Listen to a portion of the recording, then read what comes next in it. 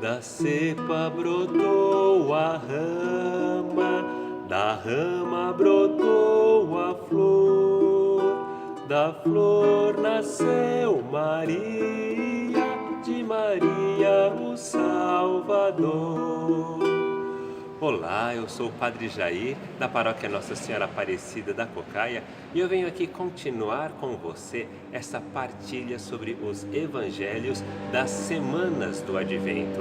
Tem aqui no canal outros 2 vídeos comentando os Evangelhos da primeira e da segunda semana do Advento, e eu venho aqui hoje conversar sobre os Evangelhos da terceira semana do Advento. Você que acompanhou a liturgia diária, vamos lá fazer essa panorâmica para entender como é que Deus assume a nossa história humana para torná-la divina.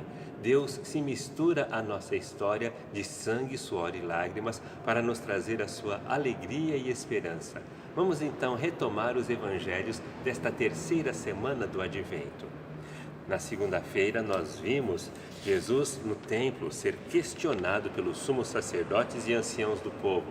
Eles perguntam: com que autoridade você faz o que você faz? Com que autoridade você faz o que está fazendo? E ele responde: também vos pergunto, o batismo de João, o Batista, era de Deus ou dos homens? Jesus já aponta, Jesus já questiona se eles acreditam no Batista como enviado de Deus. E eles dizem: não sabemos. E Jesus responde: também não digo com que autoridade eu faço isso. A gente percebe então que enxergar a ação de Deus na história é um desafio. Enxergar, reconhecer e assumir essa história é um desafio. Na terça-feira nós vimos Jesus falar dos 2 filhos que foram convidados pelo pai para trabalhar na vinha. Um disse: sim, Senhor, eu vou, mas não foi.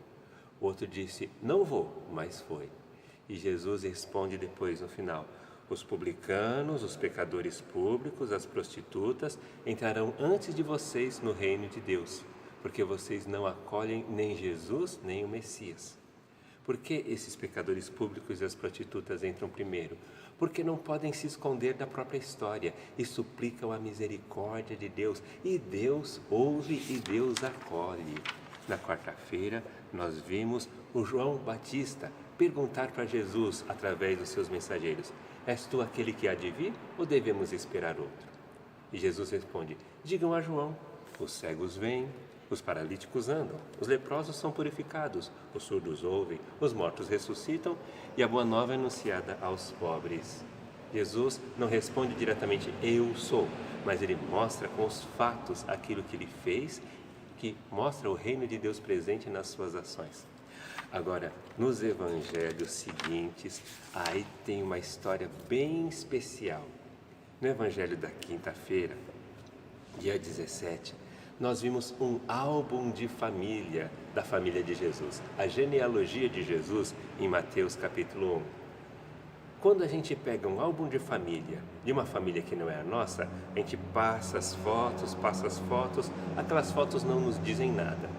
É preciso que alguém da família venha conosco e diz: olha, essa aqui é a tia fulana, esse é o primo ciclano, esse é o que fez isso, é o que fez aquilo. Então vamos espiar com mais atenção esse álbum de família de Jesus. No tempo dos judeus, na época de Jesus, era tradicional fazer genealogias para provar que a pessoa era descendente dos nobres, de Abraão, de Davi, de Salomão. E Mateus vai por esse caminho. Só que tem uma coisa: nas genealogias só se contava a história dos homens.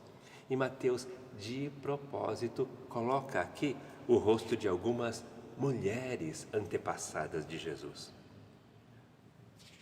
Tamar, Raabe, Rute e aquela que foi a mulher de Urias, ou seja, Betsabeia.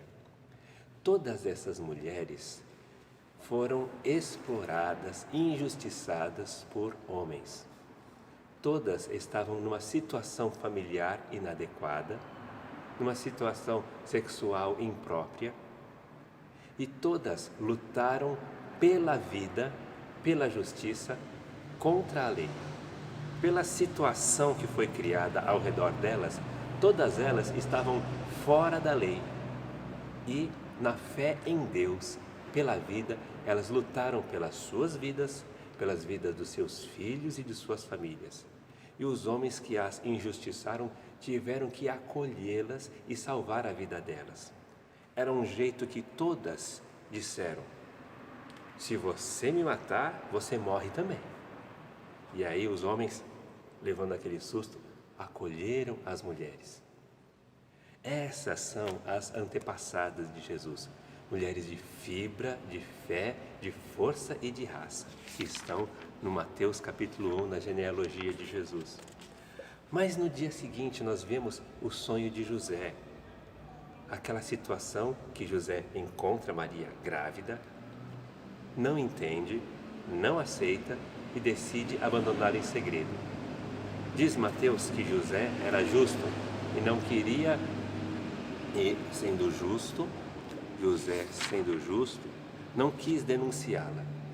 José, pela lei da época, ele tinha o direito de denunciar Maria publicamente. Ela seria apedrejada em praça pública até a morte, mesmo estando grávida, porque desonrou a honra, a fama de um homem justo.